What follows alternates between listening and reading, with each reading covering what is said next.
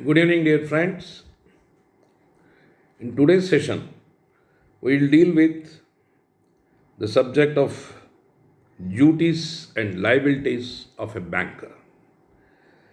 Friends, as I told you, in today's scenario, the banker discharges multifarious activities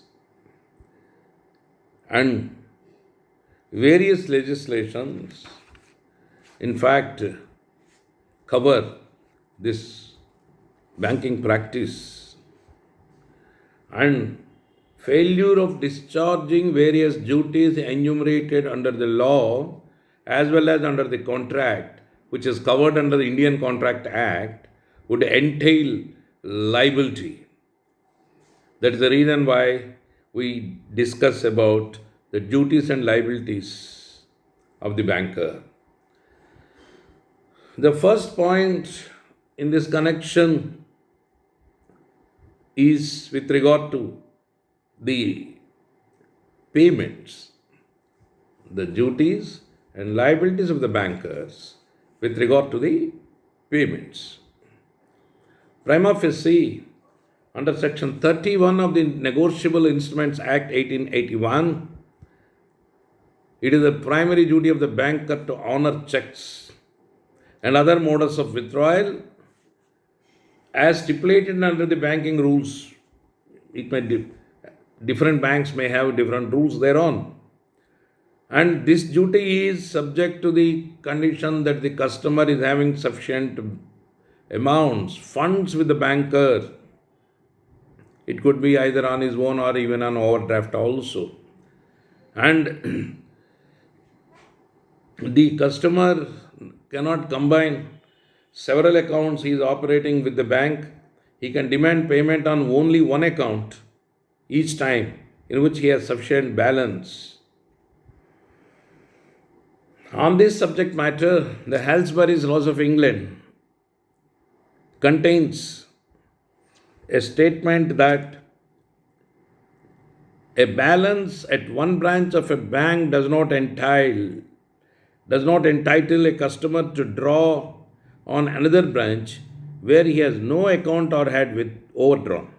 For different branches of a bank or for this purpose separate entities. Even though the bank may apply funds for appropriation which it holds at one branch to meet an overdraft of the customer on another. So, because it relates to finance, this particular provision has been made out. Then, friends, in fact, with regard to checks, the check should not become stale. That means it should not be presented after expiry of its validity time. The normal time is 3 months validity from the date of issue. Further, post-dated checks cannot be presented before the date, even there is sufficient balance in the concerned accounts thereon. If the banker wrongfully refuses payments to the customer, then he is liable for damages to the customer under Section 31 of the Negotiable Instruments Act. That is under Section 31, the banker is liable to pay damages to the customer. Now the second point, duties to honor court orders. After all, see, a particular general rule is that prima facie, the bankers must honor payments subject to availability of funds and then the documents are in proper shape. The second duty, most important, is to honor the court orders. No person can disobey the court orders in the country.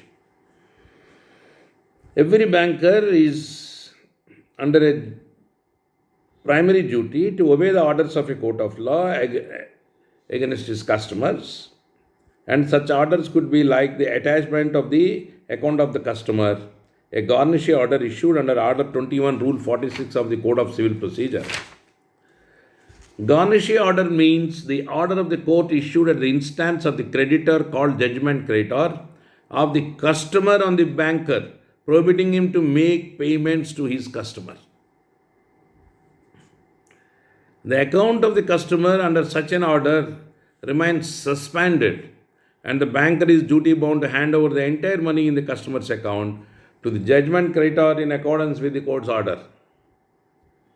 The banker is also duty bound to inform the customer about the garnishee order or any other court order issued against him, and he has to take appropriate action in this regard. Then, friends, the third important duty is to obey the orders issued by the tax authorities. The bankers are under duty to follow the instructions of tax authorities. The tax authorities can attach the credit balance of the customer if he defaults in making payments of tax dues. For instance, an action can be taken by the income tax officer under Section 226(3) of the Income Tax Act for tax dues. The banker must necessarily comply with those orders. Now, the fourth point is duty to maintain secrecy of accounts of the customer. The banker is under a strict duty not to disclose the information about the accounts and details of his customers to outsiders. Then he should maintain strict secrecy of the same. Any violation of this principle results in causing breach of trust, and the banker is liable for paying damages to the customer. Under Section 13 of the Banking Companies Acquisition and Transfer of Undertakings Act 1970, the nationalized banks in India are required not to divulge any information about its constituents except in circumstances in which they are in accordance with law or practices and usages customary among bankers. Thus, the general rule is that the banker can disclose the information about his customers only when it requires under law and under the practices and usages. Such a disclosure is termed as justifiable disclosure. This is an important concept where the banker is now under this particular duty 4 to maintain secrecy of accounts of the customers. He is duty bound to disclose about the accounts details under certain circumstances, and that is called technically justifiable disclosure. Friends, this could be an examination question. What is justifiable disclosure? Under what circumstances a banker can disclose the details of the accounts, and where he can deviate from this particular duty of secrecy. So the answer is that there are different circumstances under which justifiable disclosure can be made. First point is that justifiable disclosure could be made under law. There are various laws which deal with this particular subject matter, where the Income Tax Act, the Companies Act 2013, the Income Tax Act 1961, the earlier Companies Act, of course, 1956, the Bankers Books Evidence Act 1891, the Reserve Bank of India Act 1934, the Banking Regulation Act 1949, the Gift Tax Act 1958, the Foreign Exchange Management Act 1999, the Industrial Development Bank of India Act 1964 are the few examples where under this particular legislation the banker is duty bound to disclose the details. Second point is, friends, that justifiable disclosure could be made by the banker under bankers' practices and usages. That is as per the usages of trade. So the standard practices and usages justifiable happen to be express or implied consent of the customer, where he has given so references from other banks, disclosure in order to legally protect the banker's own interest, rendering an opinion on the position of the customer based on his account, rendering a general statement without disclosing the actual figures, duty to the public to disclose where a government official on his duty demands the furnishing of information, or disclosure against a customer who is involved in activities prejudicial to the interests of the country, or where the bank's books disclose that the customer is contravening the provisions of any law, or where heavy funds are received from foreign countries by the customer. If the disclosure by a banker is not justified, then he will attract a heavy liability because it would amount to defamation and then create problem to others also, and it may create damage and they will claim damages. The liability is towards the customer by way of paying damages and also towards the third parties, which also results in paying heavy damages where the banker furnishes information to the third parties with the knowledge that it's false, and the third parties, by relying upon that information, suffer loss and damage. The famous decision of the House of Lords in this regard is Hedley, Byrne and Company. Hedley, Hedley, Byrne, Byrne and Company. Hedley, Byrne and Company versus Heller, Heller and Partners Limited. Heller and Partners Limited. It was reported in 1963, Volume 2, All England Reports, page 575. In this case, a partnership firm sought some opinion about a customer, which is a company from a bank. The banker opined that the company was considered good for its ordinary business engagements. However, it has added that the figure of 1 lakh pounds as mentioned by the firm was larger than they were accustomed to see, and further stated that the opinion was given without any responsibility on the part of the banker. Then the firm had business dealings with this customer company and suffered a loss of 70,000 pounds due to the winding up of the company. The company came in for winding up subsequently. Then the firm sued the banker for recovery of the loss on the ground of negligence and breach of duty. The trial court held that the banker owed no duty of care to them.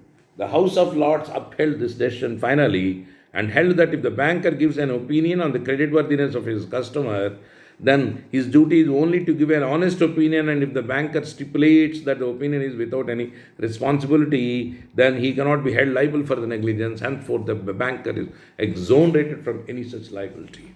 So that, friends, this is a very landmark judgment where you find that a justifiable disclosure saves the banker, and then it helps the banker to get over any kind of liability which could be sought to be fastened by the customers.